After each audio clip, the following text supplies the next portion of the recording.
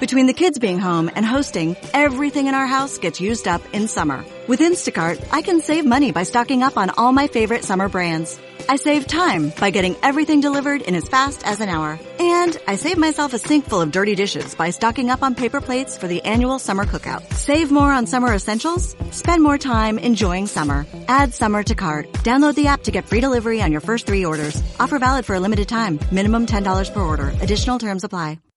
Welcome to the Human Capital Innovations Podcast, your go-to source for personal, professional, and organizational growth and development.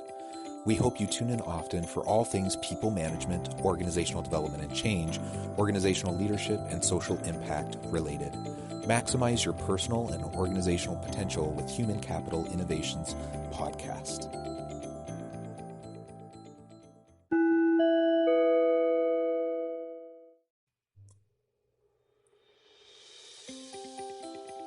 Welcome to the Human Capital Innovations Podcast. In this HCI podcast episode, I talk with Michael Arterberry about individual, team, and organizational motivation and success.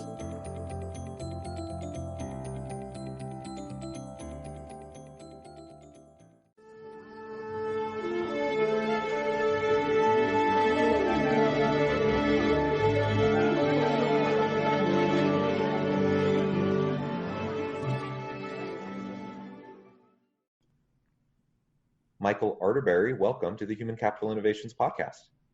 Thank you. Thank you for having me. I'm really excited. Me too. It'll be such a fun discussion today as we explore issues of individual, team, and organizational motivation. And I'm really interested in learning more about your background as a motivational speaker and the work that you do and kind of how you got to where you're at. So those are all the types of things that we're going to explore together today. I want to briefly share Michael's bio with all the listeners. Michael Arterberry is, of course, a dynamic motivational speaker. As a teenager, he was fortunate to receive guidance from positive role models who helped him overcome adversity and set high expectations for his future. Grateful for the role these mentors played in his own development, Michael decided to dedicate his professional life to helping people navigate the difficulties of life and launch their future into motion. For more than 25 years, he's been helping teens and adults to use what they have gone through as a catalyst for success rather than an obstacle for failure.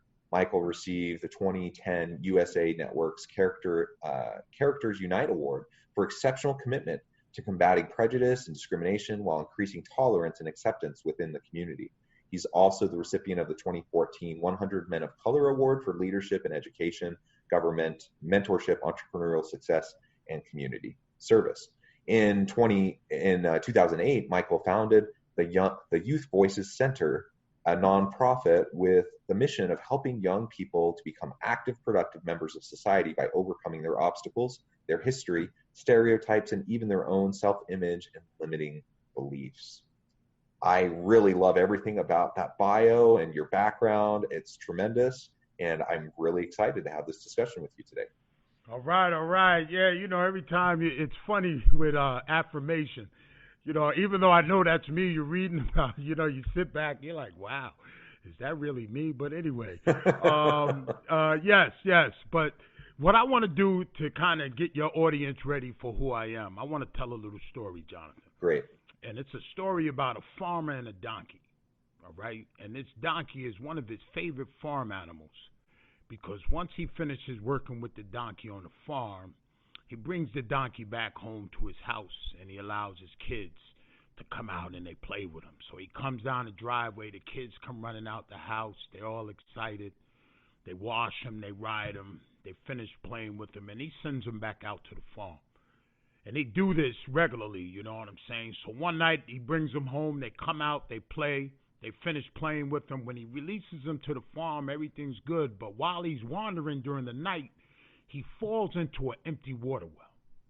So when he falls into the empty water well, of course, he can't get out. The next morning, the farmer calls him. He's not coming. So the farmer's looking around the farm, and he finally hears him making noise at the bottom of the empty well. So the farmer walks over to the well. He looks in. He's like, wow, I want to get him out. So he goes and gets 6 of his friends. They come over to the well. They They look in, and they decide they're going to pull the donkey out with some rope. So they all get some rope, Jonathan, and they start throwing the rope down in the well. They throw it, they miss him. They throw it, they miss him. They finally throw it by his hind legs. He steps into the rope. They shimmy it up his body, and they start to pull. They pull, the donkey moves. They pull, the donkey moves. They pull, the donkey moves. Then halfway up the well, they realize that the donkey's too heavy. So they lower him back to the bottom of the well, and now that farmer has to make a grim decision. Now, see, he can't feed his donkey food at the bottom of the well because that doesn't make any sense. He can't starve him because, like I said in the beginning, he was more like a pet. Then one of his hot-headed friends was like, hey, just shoot him. He's like, nah, I can't do that. So one of his more reasonable friends whispered in his ear. He said, listen, you don't want your kids to fall into the well. So we're going to have to sacrifice your donkey, but we're going to cover him with dirt, sacrifice your donkey, but your kids will be safe. So all 6 of them got shovels, Jonathan, and they started shoveling dirt into the well. And every time that dirt would hit the donkey, he would scream. Every time he would scream, it would cause the farmer some distress. You got dirt, scream, dirt, scream, dirt, scream. Then all of a sudden, the scream stopped. When the scream stopped, they gave the donkey a moment of silence. But then they went back to work. More dirt, more dirt, more dirt. The next thing you know, you see the donkey's right here. More dirt, more dirt. The next thing you know, you see half his body. More dirt, more dirt. The next thing you know, that donkey, Jonathan, walks right out of the well that he fell into. Now check this out. Every time that dirt came across the wall, it would fall on the donkey's back. He would shake it off, and he would step on it. And he took every scoop of dirt that was meant to kill him to save his life. Now, Jonathan, I tell you that story because I am the donkey. And what I want to do is I want to share with you some of my dirt. First and foremost, I grew up in alcohol. My father was a raging alcoholic. Now, I say raging because you need to understand, like, dude raged from the time I was born until the time he died when I was 16. So imagine when you're going through life as a teenager, young boy, whatever age I was, by the end of the day, something would tap me on my shoulder and remind me, hey, dude, listen, don't get too happy because you got to go home to that father. On top of growing up in a home with an alcoholic dad, I grew up in poverty. But the crazy thing is both my parents worked full time. But my father's money went to drinking. My mother was a housekeeper. She cleaned people's homes for a living. She raised 4 kids on a housekeeping salary, bro. So, we didn't have much, but I was a good kid. I never asked her for things that she couldn't afford to buy me. So we kept it, in a place where we were okay. On top of all of that dysfunction, now you got to think about the head of the household is an alcoholic. He's pumping that through the whole family. I got older siblings that are being raised by him as well. You know what I'm saying? Then my community, I would love to say, in my community, nope. In my community, you had people coming from the same place. And so, dysfunction was all around me. But the silver lining to the story, the catalyst and the foundation of why I help people and why I feel I'm a master motivator is because I was able to escape those scars and wounds, Jonathan. And that's what puts me in a position to feel like I have credibility to move somebody to a place of success. Thank you so much for being vulnerable and sharing that background. We all have difficulties in our life. One set of difficulties might be more extreme than another set of difficulties, but the reality is every individual has hardships, they have struggles, they have setbacks, and life is about learning how to leverage those experiences for our growth rather than allowing them to beat us down and keep us down. And of course, your example is just is so great because it demonstrates that how we can, even in some of the harshest types of circumstances, we can emerge stronger because of it, and then we can pay back. We can pay it forward and help others to learn and grow and develop. And that's what I love about your background and the work that you do. And it translates into organizations, it translates into leadership and how we lead our people and empower our people so that so there's a context in which they feel that they can be motivated and that they feel like they can grow and excel and succeed. So I'm curious, before we talk more about the organizational side of things, how did you find yourself getting into the motivational speaking type of professional role and then starting your nonprofit? The motivational speaking piece was a natural. You know what I'm saying? It's not even like, I don't think I ever woke up one morning and said I was going to do it. I would be at a barbecue and we would hit on a topic and I would just tell stories.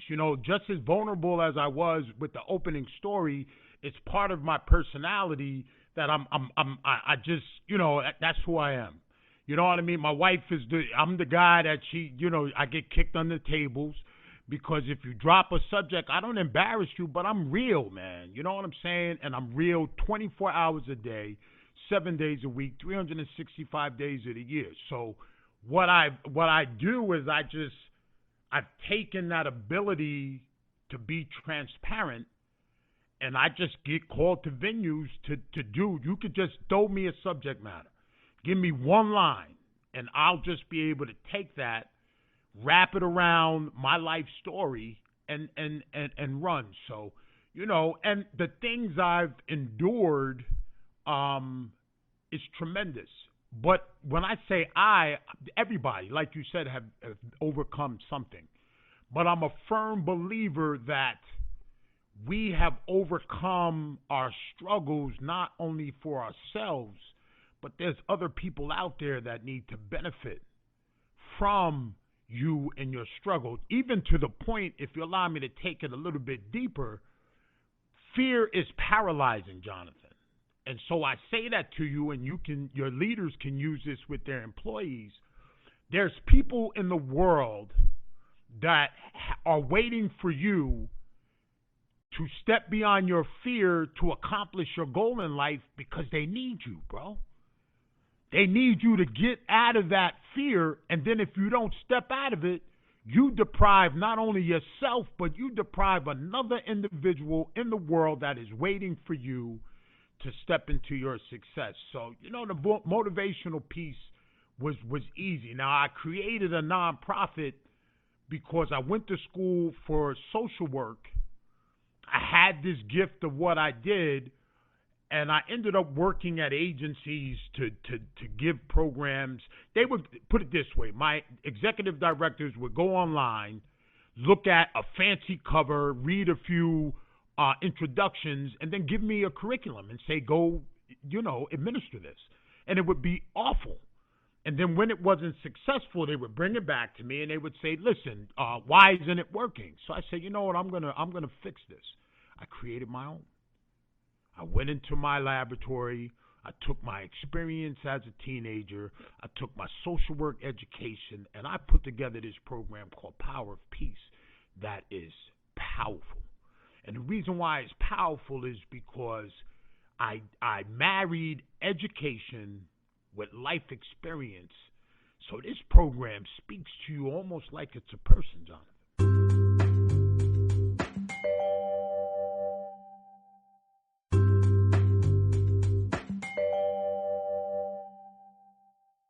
I love that. Coming from a family that's predominantly in the social work field, I'm from a large family with 8 children, and my mother and father are both therapists and social workers, and most of my siblings have gone into social work. I'm kind of the oddball. I'm black sheep. Yeah, I'm a professor, and I like to think that what I do is similar in a lot of ways, but I just have a slightly different audience. But yeah, I mean, it's powerful stuff, and it's important for everyone to recognize how they can overcome the challenges that they face. And you focus on fear. Well, I shouldn't say you focus on fear. You focus on how to overcome fear, because fear is paralyzing. And so many leaders use fear to try to lead, but that's never going to work in the long term. You can get people to do things. You can get compliance when you use fear-based tactics, but people already carry enough baggage and enough fear and insecurities about their own life that if you just pile on as a leader and give people more fear, you're not going to get the most out of them. You're not going to get the best out of them. But rather, you need to help uplift them. You need to help them challenge the narratives in their head about what they're capable of and help them have a bigger vision of what they can achieve. And when you create that kind of an environment, then people can thrive. And so that's everything that you're talking about and the work that you do. So I really applaud you for that and for the nonprofit work that you're doing as well, because that's just so very important. As we start to shift gears now and talk a little bit more about specifically how your approach to motivation can be utilized within an organizational setting. And when I say organization, I mean, it can be any kind of an organization. It could be a family unit. It can be a workplace that's a nonprofit. It could be a for-profit. It could be a government agency. It could be a community organization, a PTA, whatever. I think anytime you get groups of people together organizing to accomplish some kind of a goal, you have someone who's in a leadership type of a role, and you need them to create an environment where people can feel motivated. So what are some of the lessons that you take away from your background and the work that you do in your nonprofit, and how can that be applied within an organizational setting? Well, it's funny that you talk about fear and a leader that will focus on fear to lead. When my program first hit, it was during the era of gangs. Gangs were real popular. And with nonprofits, you have to find what's sexy at the time if you want to get nonprofit funds. So I had to find a platform where people were willing to pay money. And so I had to go into a lot of environments where there were gang-related type of workshops that I was running. Now, I say this to you because of leadership, because a gang leader will use the vulnerabilities of the youth to recruit. So they're going to recruit a young person that has voids in their lives, and they're going to fill the void and then make that young person loyal to them because they are giving them what the young person feel that they're missing. What I did as a leader is I brought them into a workshop, and slowly but surely I dispelled everything that they stood for. But I would replace it with something that was good. And what would happen by the end of my workshops, now my workshops are intense. They're 4 days, but 2 days at a time. So I got you for 16 hours, you know what I'm saying? And what I do is I'll take a negative, replace it with a positive, and I'll get into the specifics. But what I want your leaders to understand is that by the end of the process, just like that gang member was willing to go out on the street and murder someone, when they finished my experience, Jonathan, they would do anything for me. To the point where I would make jokes to the school to say, now I have them just like the gang leader. They'll go into a classroom and they'll learn. They'll stay after school to do projects. Because what I've done is I call it being conscious. So being a conscious leader takes more work, but when you're a conscious leader and you start to connect on a level that is beyond that superficial place. Now, I'm not talking about getting caught up where it's so murky that you have employees that are draining you, but when you get a group of people that really know that you're invested in them, dude, they will start to think that the business is their own. And that's the kind of energy that you want to create. So there's a way of setting up boundaries, but at the same time, letting these people understand and know, like, listen, we are in this together. You look good. By you looking good, you're going to make me look good. And then as a leader, you got to make sure that when they do their job, that reciprocity is there, you know, you don't have to reward them, because just like a child, if you reward them too much, they start to perform for the gift and not performing because it's part of their responsibility. But you find some balance, man. You know what I'm saying? You find balance and you make sure, you know what I'm saying? With my teenagers that I work with, what I do is when I get one that's really, really struggling, I mean, I make them grind, bro. You know what I mean? Grind and grind. And then right when I see a nice little area where I pop in and I drop a reward. You know, and it's nice. And I'll give it to them, and we'll you know, enjoy it together. But then immediately we get back into the rhythm of what we have to do. So, you know, my advice to your leaders is the fact that, you know, no, an iron hand doesn't do it. And I'm telling you as a person that's been in that environment. You know what I'm saying? I'm the type of guy, I'm an alpha. So when you come at me like that, you lost. Like from the first confrontation, if you try to beat me over the head with something and I'm an alpha male, I will purposely try to just go the opposite way, simply because, listen, alpha males don't work like that, bro. So you got to know what you're dealing with, because not everybody is cut out the same. Absolutely. We need to know everyone's unique drivers, what motivates them the most. People at different life stages, at different career stages, are probably going to be motivated slightly differently. But you focused in your comment there about several of those really kind of universal elements that pretty much every person needs.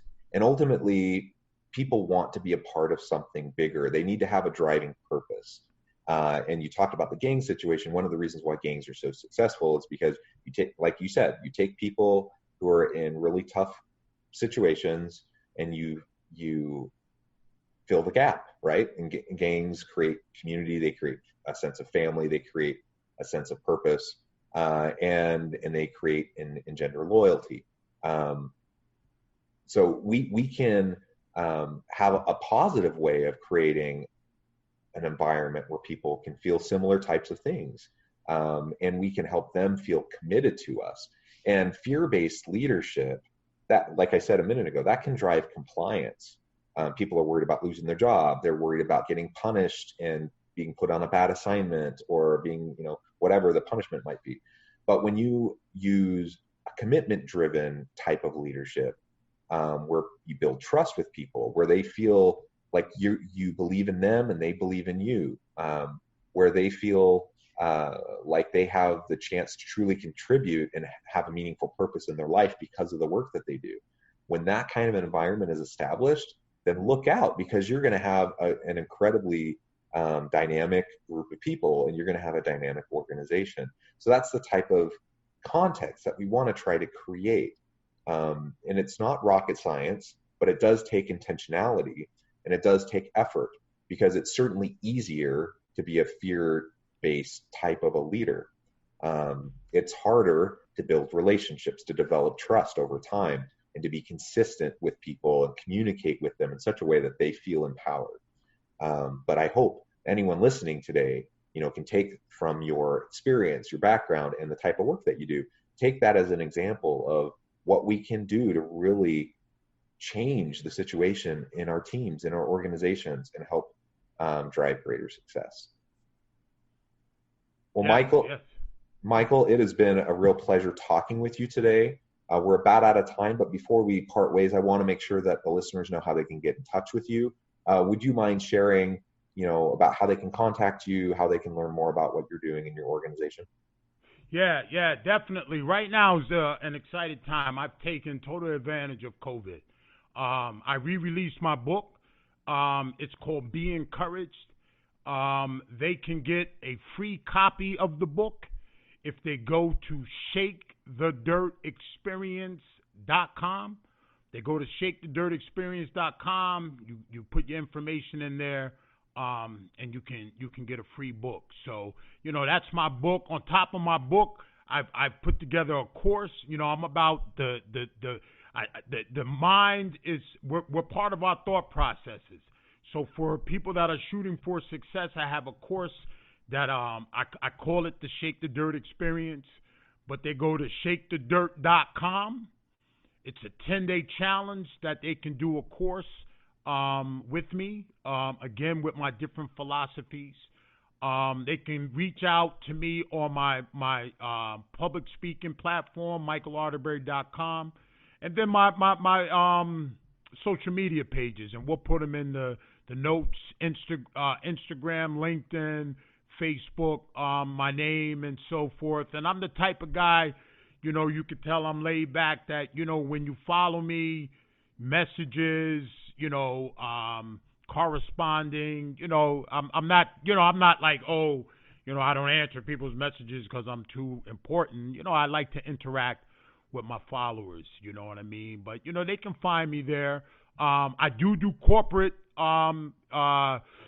staff development, so, let your corporate, people know, even though a lot of my work is done with students as of now. I'm looking to get more into the corporate field, but I can come in and whip an office together in a minute to build some camaraderie, get people working together, walking in step. So those are just a few things there, Jonathan.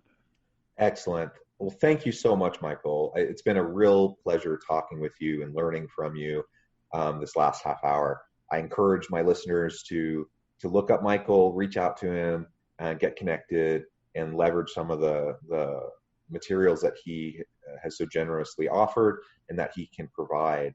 I hope everyone has a wonderful week, and please stay healthy and safe and successfully lead in your organizations.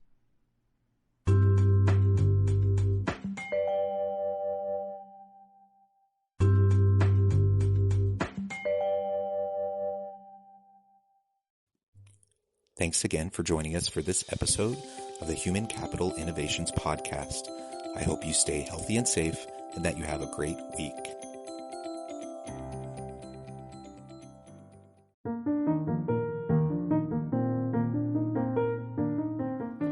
Check out our new weekly LinkedIn newsletter, Alchemizing Human Capital, exploring industry trends via original research and interviews with executives and thought leaders from across the globe. We look forward to having you join us.